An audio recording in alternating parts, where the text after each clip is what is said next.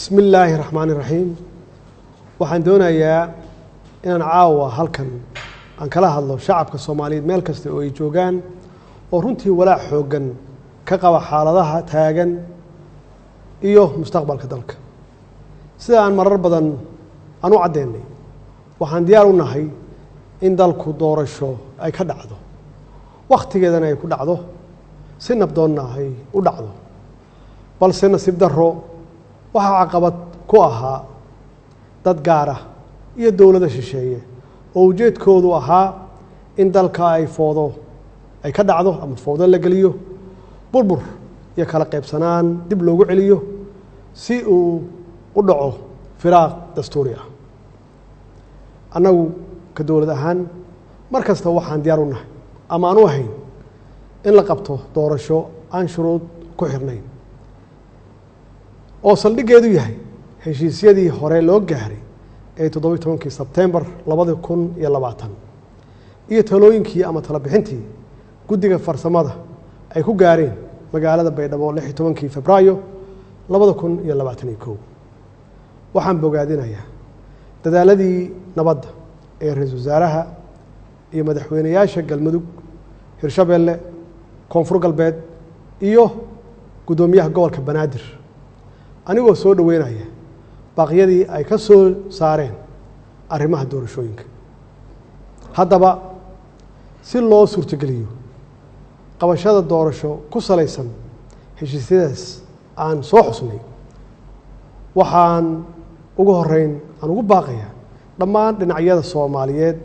in la joojiyo wax kasta oo dalka u horseedi kara xasilooni darro oo ay ka mid tahay siyaasadeynta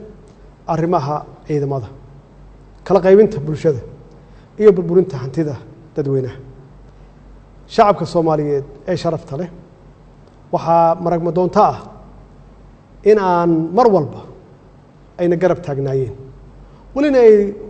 na garab taagan yihiin ama ay garab taagan yihiin dowladnimada Soomaaliya waxaad muujiseen dulqaad waxaad muujiseen bisayl iyo dal jacayl waxaa markii la doortay aad u soo baxdeen ama aad ka soo baxdeen guriyihiina si aad guushaas taariikhiga ah aad u garab istaagtaan ama aad qayb uga noqotaan waxaad mudan tihiin in dawladdiinu ay sii xoojiso dareenkiina wadannimo ee aad muujiseen run ahaantii marnaba dhici mayso in shacabka Soomaaliyeed loo horseedo burbur iyo qax hor leh sidaas darteed waxaan ugu baaqaynaa ama aan ugu baaqayaa dhinacyada abaabulaya xasilooni darrada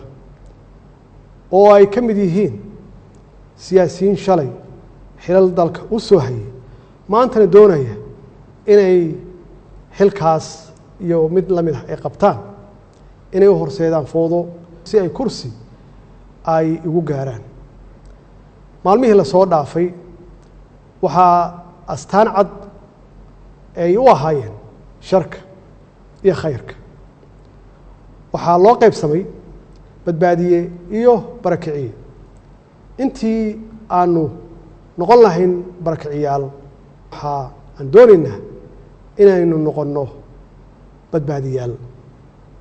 danaha siyaasadda way dhammaan karaan ama way iska dhammaanayaan waxaase waaraya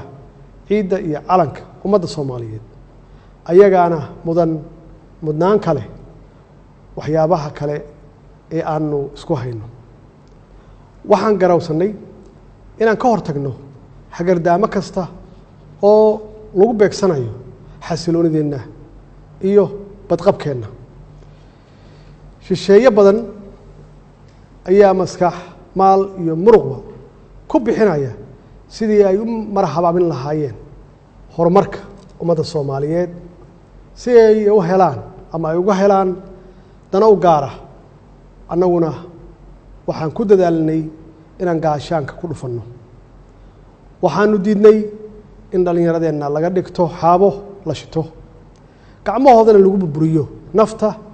iyo hantida ummadda Soomaaliyeed shacabka Soomaaliyeed waxay caawa kala ogsoon yihiin ama kala ogaadeen cidda ka shaqeynaysa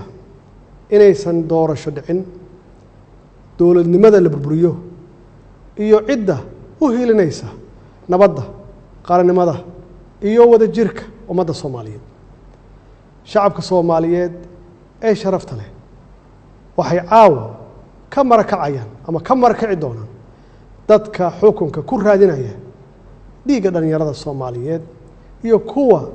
ku qanacsan inay xukunka lagu kala wareego sanaadiiqda codbixinta walaalayaal maadaama aan ahay ilaaliyaha dastuurka ayna waajib igu tahay inaan isku dheelitiro heshiisyadii siyaasadeed ee hore loo gaaray iyo sharcigii u dambeeyey ee golaha shacabka uu meel mariyey waxaa maalinta sabtida aan hortagi doonaa golaha shacabka jamhuuriyadda federaalka Soomaaliya si dalka aan dib loogu soo celiyo hanaankii doorasho ee ay heshiiska ay ku wada gaareen dowladda federaalka ah iyo dowlad goboleedyada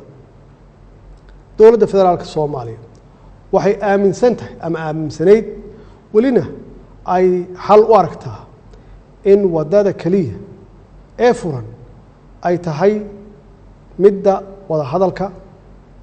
isqancinta isu tanaasulka iyo in lagu soo laabto miiska wada hadalka iyadoo la dhammaystirayo heshiiskii 17 Sebtembar iyo tala bixintii guddiga farsamo ee Beedhabo ee Febraayo 16 2021 waxaan dhammaan saxiixayaasha heshiiskii 17 Sebtembar aan ugu baaqaya inay si degdeg ah la isugu yimaado si looga wada hadlo hirgelinta heshiiskaas kadibna loo wada saxiixo iyadoo aanan wax shuruud ah aan lagu xirin ugu dambeyntii waxaan farayaa hay-adaha amniga inay ilaaliyaan xasiloonida caasimadda iyo badqabka shacabka Soomaaliyeed lagana fogaado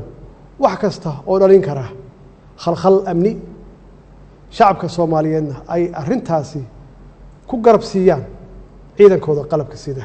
oo habeen iyo maalin u taagan badbaadadooda wassalaamu calaykum waraxmatullaahi wabarakaatuh